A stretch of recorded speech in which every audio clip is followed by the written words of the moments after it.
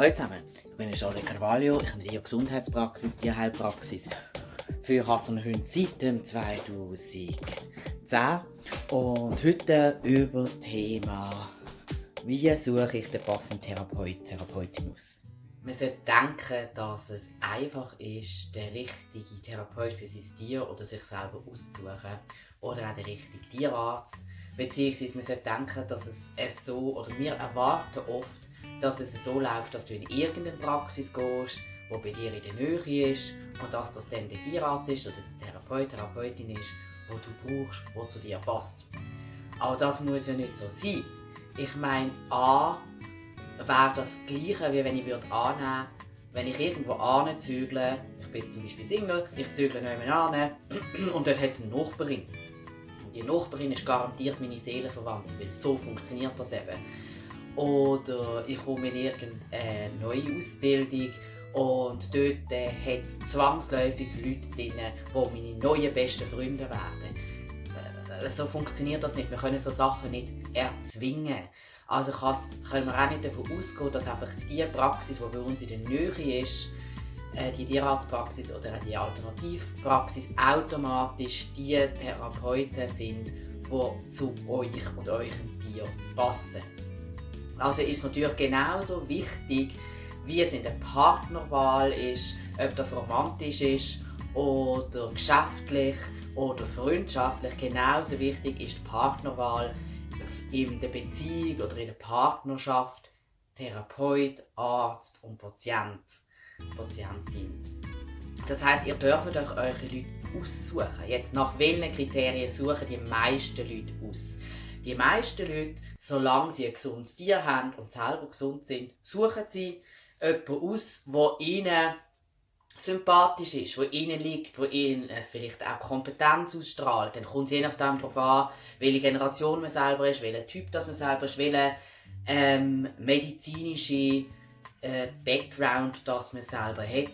Kommt es dann darauf an, ob es einem vielleicht auch wichtig ist, das Alter von der Fachperson, das Geschlecht von der Fachperson oder auch andere Komponenten, oder wie sich auch die Person natürlich auch gibt. Es ist aber nur so lange auf Garantie passend, rein von diesen oberflächlichen Kriterien, solange man selber oder das Tier gesund ist. Spätestens dann, wenn eine chronische Erkrankung kommt oder wenn ein nicht 0815-Fall kommt oder auch ein 0815-Fall kommt, wo vielleicht je nach Sparte von Therapeut oder Arzt generell nicht optimal behandelt wird, weil jede Sparte hat verschiedene Herangehensweisen an Probleme. Und gewisse Sachen funktionieren besser in der einen Sparte wie in der anderen. Aber weil die wenigsten miteinander kommunizieren, können sie das nicht herausfinden. Also machen die, die vielleicht die suboptimale Weg haben, trotzdem den Weg weiter, obwohl es bessere gibt. Die kommunizieren, die lernen dazu und die machen es nachher auch anders. Das ist normal, das ist egal in welchem Sektor das ist, sobald es Spezialisierungen gibt. Oberflächlich funktioniert das, solange auch nur oberflächliche Probleme da sind, so kann man das sagen. Und wenn dann aber der Punkt kommt, wo vielleicht ein Fall eine andere Herangehensweise braucht oder wo man halt einfach nicht mehr weiterkommt, dann merkt man, ob jetzt die Person, die Fachperson für euch und eures Tier passt oder nicht. Es gibt Kriterien, wo ich finde, erkennt ihr eine gute Fachkraft, die sich auf euch einstellt. Natürlich ist das jetzt durch meinen Filter gegangen, also das ist jetzt nicht ein Video nach dem Motto, wir sind jetzt mega neutral und ich habe jetzt voll keine eigene Meinung. Bin ich selber Therapeut, das heisst, ich habe dort den Vorurteil, dass ich auch gewisse Standards automatisch voraussetze bei gewissen Mittherapeuten und Ärzten etc. Und andererseits bin ich auch Therapeut für Menschen im Coaching-Sektor. Das heisst, auch dort habe ich wieder, gerade im Thema Kommunikation und Coaching, auch wieder Ansprüche, die schon über die Norm rausgehen. Ich behaupte, das ist meine Behauptung, dass aber die folgenden Sachen, die ich jetzt nenne, Sachen sind, wo das Minimum für jeden und jede sein sollte. Das ist einfach meine persönliche Meinung. Und zwar, ich habe jetzt hier keine Liste gemacht, ich werde jetzt einfach so aus dem Buch heraus reden. Und zwar einerseits Empathie. Und mit Empathie meine ich nicht die Gabe zu mitfühlen oder die Gabe zu kopieren, was die Person mir gerade vorgibt. Also viele verwechseln Empathie mit ich lese gerade, dass es dieser Person schlecht geht. Ich imitiere das jetzt einfach, damit die Person das Gefühl hat, ich verstand sie. Das macht man auch sehr bewusst, wird das auch, je nachdem in welchen Ausbildungen und Studien, wird das auch Fachkräften beigebracht, damit wir die Leute abholen. Aber wir sind nicht wirklich abholen. Also das ist dann wirklich einfach so ein Fake-empathisch. Das ist so das klassische, wie geht's dir? Aber ich erwarte, dass du sagst gut. Und nicht, wie geht's dir? Und gib dir Raum. Und ich erwarte gar nichts und gebe dir Raum für deine ehrliche Antwort. Und bin deswegen auch bereit, wenn vielleicht kommt, hey, im Moment läuft das und das und jenes und bla bla bla. Oder ja, es geht mir mega gut und das und das und jenes. Und nicht einfach nur die Standardfloskeln, ja, wie geht's dir? Ja, es geht mir gut. Und genau, wie erkenne ich jetzt, ob eine Person wirklich empathisch ist? Wie erkenne ich, ob mein Gegenüber wirklich daran interessiert ist, zu verstehen, wo ich stand als Tierbesitzer, als Mensch und mich dort abholt, dass ihr euch achtet, was für Fragen kommt vom Gegenüber.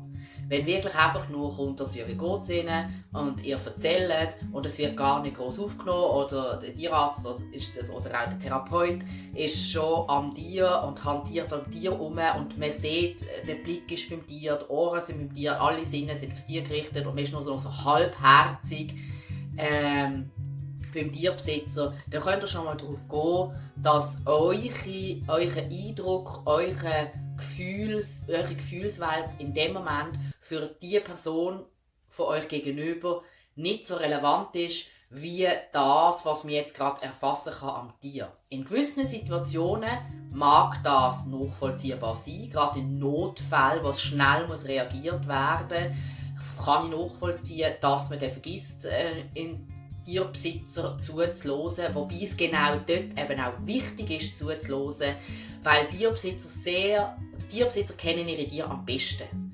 Und egal, ob man jetzt zu den Helikopter-Tierbesitzer gehört oder man als Therapeut einen Tierbesitzer auch so einschätzt als Helikopter, wo sowieso jeder Furz merkt, wo merkt, wenn ein Hörli quer liegt und dann auch schon zum Tierarzt geht. Oder ob man zum krassen Opposite gehört, also zum krassen Gegenteil, die Hunde so quasi gehen mit dem Auto irgendwo fahren, laden sie auf, lassen die 15 Minuten säckeln, sind dann gleichzeitig am Nachteil und daheim sind sie wieder irgendwo in der Ecke und man hat eigentlich selber keinen grossen Sozialkontakt mit den Hunden. Man hat einfach Hunde, dass man Hunde hat oder man hat Hunde als Sportobjekt oder und so weiter. Also das heisst, man hat da wirklich überhaupt keinen Bezug und deswegen sieht man auch nicht, was läuft. Das heisst, wenn man etwas zeigen, sind es dann auch schon grobe Fälle oder schon sehr fortgeschrittene Fälle, weil man es vorher gar nicht mitbekommen hat. Also wirklich das eine oder das andere extrem. Ist es wichtig für uns Therapeuten, dass wir trotzdem zuhören, weil da immer Details versteckt sein können, die uns helfen kann, dass wir ein ganzes Bild machen können. Oder dass wir dann auch nach dem Notfall geschehen in der Nachbetreuung nicht nochmal alles fragen, weil wir haben am Anfang schon zugelassen und wissen, auf was jetzt ist noch zu achten, dass etwas nicht wieder passiert zum Beispiel, oder dass man voraus schon sagen kann, das und das müsst ihr dann achten, jetzt während der Heilungsphase. Also auch in Notfallsituationen achtet euch, ist die Person physisch zu mir gerichtet? Oder schaut sie irgendwo sonst an oder etwas sonst an? Oder ist wirklich dort schon am Arbeiten? Es gibt Momente, wo man das extra macht. Also ich mache zum Beispiel in den Coachings beim Mensch, wenn es wirklich in Richtung Traumaablösung geht oder wenn wir in der Traumaablösung sind, dann schaue ich bewusst die Leute nur aus dem Blickwinkel an, weil ich nicht möchte, dass sie sich von mir beobachtet fühlen. Ich kommuniziere das aber auch. Ich sage immer, entweder du machst die Augen zu oder sie machen die Augen zu. Oder eben, ich bin wirklich bei ihnen, ich bin da. Ich schaue extra an, damit ich nicht sie zum Cringen führe. Oder dich zum Cringen führe. Und dann ist das kommuniziert, dann weiss man das auch. Und selbst dann, du merkst es, weil ich gleich immer wieder raufschaue und ich ja den ganzen Menschen in dieser Situation muss können erfassen, muss können sehen, wie ist die Körperhaltung etc., um zu wissen, wo sind wir jetzt gerade. Und ein guter Therapeut, ein guter Arzt, egal ob Mensch oder Tier, die machen das auch bei euch.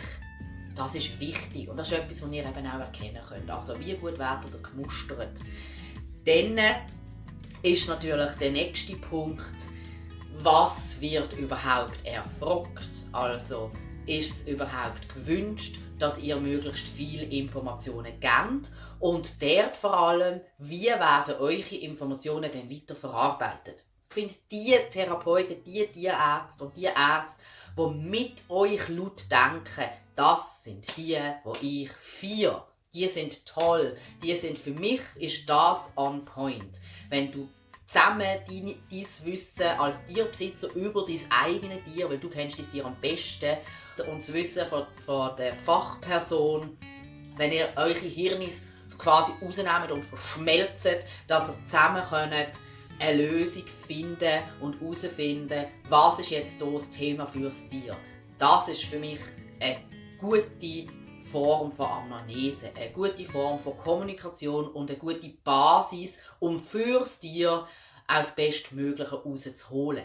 Und dort gehört natürlich automatisch dazu, wenn man so miteinander, wenn es eine Kommunikation ist, wenn es eine Interaktion ist und nicht einfach nur ein Vortrag, dann merkt ihr auch, dass die Erklärungen von der Fachperson bei euch verständlich ankommen, weil die Fachperson kann euch dann abholen, weil sie merkt, wie ihr denkt, sie merkt an eurem Spruch, welchen Wissensstand ihr ungefähr habt, kann die eigene Spruch anpassen und auch anpassen, wo vom Thema muss ich anfangen, dass es die Person jetzt auch begreift.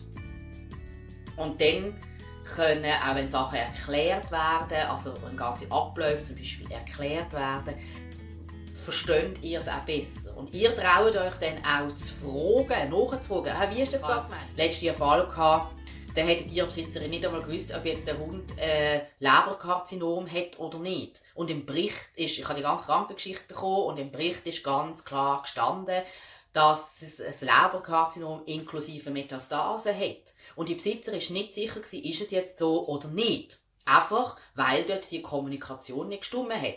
Das habe ich nicht nur an dem gemerkt, sondern auch an anderen Themen. Das war immer wieder eine Frage von Kommunikation dort, was die Tierbesitzerin massivst verunsichert hat. Und deswegen natürlich auch der ganze Weg von ihren und ihrem Tier, inklusive Familie, nicht einfacher, sondern komplizierter gemacht hat. Also hat man sich dort einfach mal 5 Minuten Zeit genommen und nachgefragt, ob die Person wirklich verstanden hat. Oder gewartet, dass die Person wiederholt, also dass ihr als Tierbesitzer wiederholt, was wir als Fachpersonen euch gesagt haben, damit wir wissen, jetzt ist es im Kopf angekommen. Weil wir als Fachpersonen wissen, wenn wir selber Tiere haben, wir wissen ganz genau, wie es ist. Beim eigenen Tier, egal wie viel Ahnung du hast, du bist emotional involviert und das macht dein Hirn ein bisschen mattspierig. Entweder bist du schon in Paranoia oder die einfachsten Sachen kannst du schon nicht zusammenkriegen. Und deswegen ist es dort auch wichtig, dass man es dann wieder laut äußern kann. Also ich mache das auch. Also das, was ich jetzt geschildert habe, das miteinander denken etc., das mache ich und erwarte ich von den Leuten, die meine Tiere anlängen, erwarte ich das. Und wenn ich das nicht so habe, dann stimmt für mich die Basis nicht und dann gehe ich nicht mehr anders an. Weil wenn etwas ist, möchte ich können, wenn jetzt das Tier auch abgeben muss, zum Beispiel, möchte ich können daheim sein und mir nicht Sorgen machen. Wird jetzt alles so gemacht wie besprochen? Haben wir wirklich das Gleiche verstanden? Was auch ganz wichtig ist und was viele nicht wissen, dass das ein grosser Punkt ist zum herausfinden. Und nach dem Punkt möchte ich schließen, weil ich das Gefühl habe, ich bin irgendwie schon 3 Stunden am Reden. Und zwar ist das, wie reagiert eure Fachperson auf eures Ergoogelte?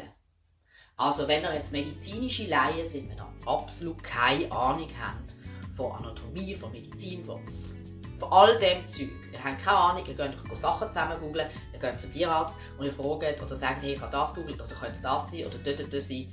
Und ihr stößt auf Ablehnung. Oder auch Therapeut, es muss nicht nur Tierarzt sein. Die Therapeutin oder Tierärztin ist ablehnend auf das. Hört gar nicht richtig zu und eben zeigt einfach, dass sie das nicht toll findet oder regt sich sogar darüber auf. Geht? Weil das einzige, ein guter Therapeut, eine gute Therapeutin und Ärztin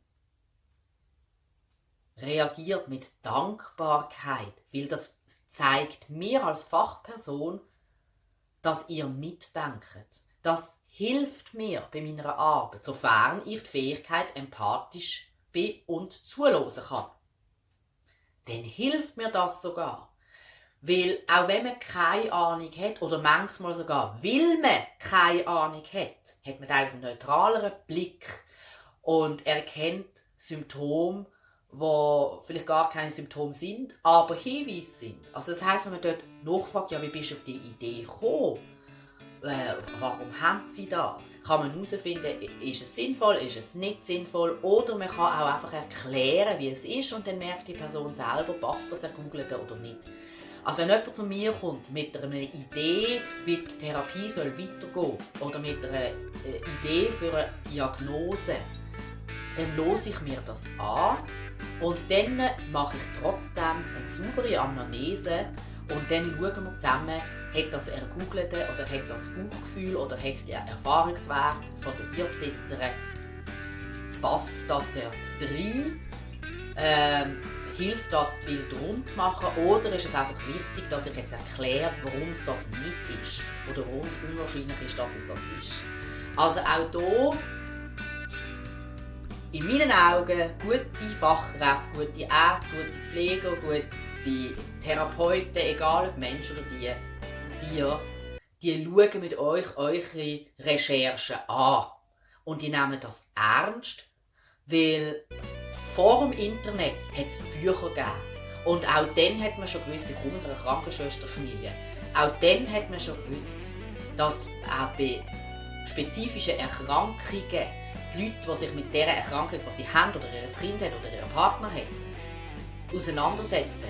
Die recherchieren so stark und so gut, die lesen sich so in die Materie ein, dass sie mehr wissen als so mancher Arzt. Und dass sie wirklich mithalten mit den Spezialisten, beziehungsweise sie werden auch von den Spezialisten mitgeschult. Weil das sind die Leute, die wollen begriffen. Das ist schon immer so gewesen. Das ist nicht neu seit Google. Das ist schon immer so gewesen. Der Unterschied, den wir jetzt halt haben, ist, dass es viel einfacher zugänglich ist im Sinne von, es ist bequemer. Es ist natürlich bequemer, einfach etwas googlen und suchen, als Fachbücher wälzen, wo man natürlich sich dann auch gewisse Fachwörter etc. muss aneignen, um es überhaupt zu verstehen. Und deswegen haben wir halt den Unterschied von der Qualität von der Recherche, weil halt eben auch sehr verallgemeinerte Sachen kursieren, die Sinn machen, wenn man mehr Ahnung hat oder einfach für einen Einstieg für das Problem, aber nicht Sinn machen, zum Selbstdiagnose stellen oder eine Verdachtsdiagnose stellen, die man mitnehmen zum Arzt, um sich das zu bestätigen oder ausschließen zu lassen. Und dann kommen natürlich die ganzen Algorithmen noch dazu, die einfach machen, dass sehr wenig noch neutral suchen möglich ist, weil es einfach automatisch Artikel bevorzugt, die in dein Weltbild passen. Und je nachdem, wie das Weltbild ist, kannst du tatsächlich auch unterschiedliche medizinische Artikel schicken. Und wenn du dann nicht genug differenziert zu wissen hast oder genug Verständnis gehabt hast und Wille zu recherchieren in alle Richtungen, findest du natürlich nicht raus, ist das jetzt veraltet, ist es Fake News, ist es ein bisschen verdreht. Ja, das ist der Unterschied. Aber das macht trotzdem nicht weg, dass wenn ihr das recherchiert habt und das zu der Fachperson bringt, und wir haben ja unser Gebiet gelernt, wir haben Anatomie und Physiologie und all den Kabis gelernt. Das heisst, wir können dann nachvollziehen, ob es Sinn macht oder nicht Sinn macht. So, ich beende jetzt für heute meinen Rant. Ich habe das Gefühl, ich habe auch mega, ich bin schon heiser, ich bin ein bisschen in Fahrt gekommen. Und wünsche euch jetzt noch einen schönen Abend, einen schönen Morgen, eine gute Nacht, wenn auch immer ihr das Video jetzt anschaut. Und habt ihr noch Punkte, die euch wichtig sind, als Kriterien, was ist eine gute Therapeutin, Therapeut? Was sind eure Geschichten? Jetzt habe ich euch 3 Punkte gegeben, die ich wichtig finde. Es gibt auch noch mehr. Ich finde einfach, das ist so wirklich das Minimum, das ich erwarte. Ja, schreibt mir, es nimmt mich Wunder. Und nochmal tschüss zusammen. Danke für euer Feedback letzte Woche zum Ton. Gebt mir jetzt doch auch nochmal Feedback, ob ihr jetzt gut ist. Und ihr kennt ein Like und ein Abo ist natürlich gern gesehen.